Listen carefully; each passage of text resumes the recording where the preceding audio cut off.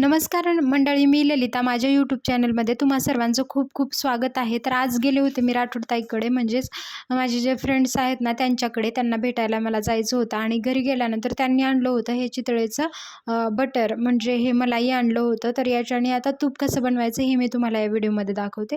तर याचं जे बटर आहे ना ते खूप चांगलं तूप याच्याने होतं. आणि ज्यांना कोणाला म्हणजे आता आपण शहरामध्ये राहतो तर प्रत्येकालाच म्हणजे चितळेचं हे बघा आहे, हे बटर असं पॅकेट आपल्याला भेटतं त्याच्यामध्ये. आणि हे असं लोणी आपल्याला भेटतं. तर हे अर्धा किलोचं आहे. तर याच्यापासून खूप सगळं म्हणजे भरपूर तूप होतं, जे आपल्याला एखाद महिना वगैरे जाऊ शकतं. आणि अशा प्रकारे आपण म्हणजे आज तूप बनवायचं कसं हे मी तुम्हाला दाखवणार आहे. हे जे पॅकेट आहे याचं प्राईस आहे 305 रुपये वगैरे असं आपल्याला पडतं, हे मिळून जातं. पुण्यामध्ये जे कोणी राहतात त्यांना सगळ्यांनाच पॉसिबल नसतं की आता म्हणजे गावाकडून आणलं आहे तूप वगैरे, तर असं सगळ्यांनाच होत नाही. तर त्यांच्यासाठी हा चांगला सोपा पर्याय आहे. तर ताईंनी अशा प्रकारे एक स्टीलचं भांडं घेतलं होतं, त्याच्यामध्ये आम्ही हे लोणी वितळवण्यासाठी ठेवलं होतं. आता तर आपण बघूयात हे किती वेळामध्ये आता तूप होईल याचं.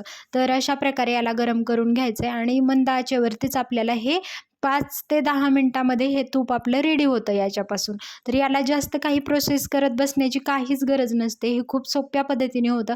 ज्यांना कुणाला म्हणजे घरी तूप बनवता येत नाही ना त्यांच्यासाठी हा खूप सोपा पर्याय आहे की आपण हे लोणी आणायचं ते चितळेचं. आणि हे म्हणजे खाण्यासाठी खूप छान टेस्टीसुद्धा आहे तूप. आधीसुद्धा ताईंनी हे आणलं होतं, मी सुद्धा खाल्लं हे. म्हणून मग यावेळीसुद्धा ताई मला म्हणाल्या होत्या, मी सहजच त्यांच्याकडे गेले होते तर ताई तूप गरम करत होत्या. मी म्हटलं मी नक्कीच तुम्हाला दाखवते की कशाप्रकारे याच्यापासून तूप आपण बनवू शकतो. तर बघा आता 2 मिनटं झालेले आहेत आणि हे पूर्ण म्हणजे मेल्ट झाले.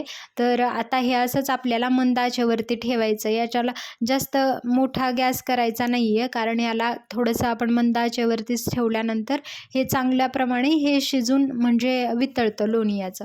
तर कशा प्रकारे होईल हे मी तुम्हाला दाखवते. आणि खूप छान घमघमाट बाहेरपर्यंत, मी बाहेर काही मला दुकानातून सामान आणायचं होतं, ताई मला म्हणाल्या होत्या घेऊन ये, कारण त्यानंतर अजून एक याच तुपाची रेसिपी मी बनवणार, म्हणजे ताई माझ्यासाठी बनवणार होत्या. त्या म्हणाल्या की त्यांना म्हणजे गव्हाचा शिरा खूप छान बनवतात. तर मग त्यांना मी म्हटलं तूप आहे तर गव्हाचा शिरा तुम्ही बनवा. म्हटल्यानंतर ताई म्हणाल्या नक्कीच बनवूया.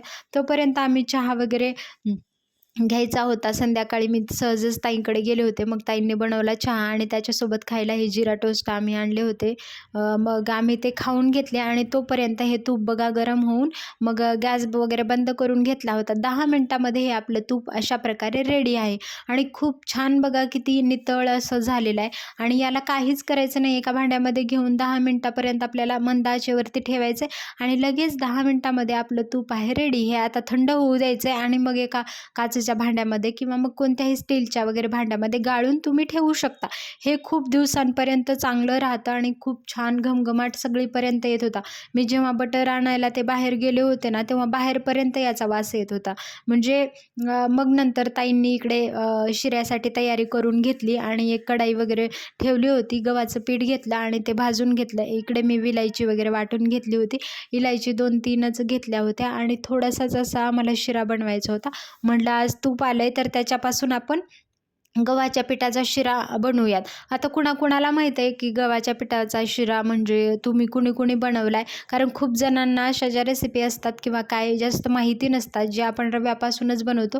खूप दिवसानंतर मी आता गव्हाच्या पिठाचा शिरा खाणार आहे आणि ताई त्याच्यामध्ये खूप सुंदर म्हणजे खूप टेस्टी असा शिरा बनवतात. म्हणून मी त्यांना म्हटलं अशा प्रकारे लाल असं भाजून घ्यायचं आहे. मग नंतर गुळाचं पाणी केलं होतं आणि मग गुळाचं पाणी त्याच्यामध्ये टाकून घ्यायचं आहे. ज्यांना कुणाला साखरेचा खायचं तर त्यांनी साखरेचं सुद्धा पाणी टाकू शकता. आणि बघा ताईंनी ते डायरेक्ट तूपच टाकून घेतलं होतं. आता ते त्याच्यामध्ये लोणी हे केलेलं मिक्स केलेलं होतं, त्यामुळं ताईंनी गाळून घेतलं होतं ते तूप. आणि अशा प्रकारे 2 मिनिटामध्ये 2 ते 5 मिनिटामध्ये आपला म्हणजे शिरा पण रेडी आहे. आणि खूप सोपी रेसिपी आहे ही, नक्कीच तुम्ही ट्राय करा. याला ड्रायफ्रूट्स वगैरे खूप जण असं यूज नाही करत, गरज पण नसते. आणि चांगलं आपल्याला पिठाला जास्त खरपूस भाजून घ्यायचं आहे तुपामध्ये आणि मग नंतर अशा प्रकारे साखर घालून खूप छान टेस्टी शिरा झाला होता. तर पूर्ण व्हिडिओ बघितल्याबद्दल मनापासून धन्यवाद. आणि असेच माझे नवनवीन व्हिडिओज पाहण्यासाठी माझे चॅनल नक्की सबस्क्राईब करा. भेटूयात पुढच्या व्हिडिओमध्ये.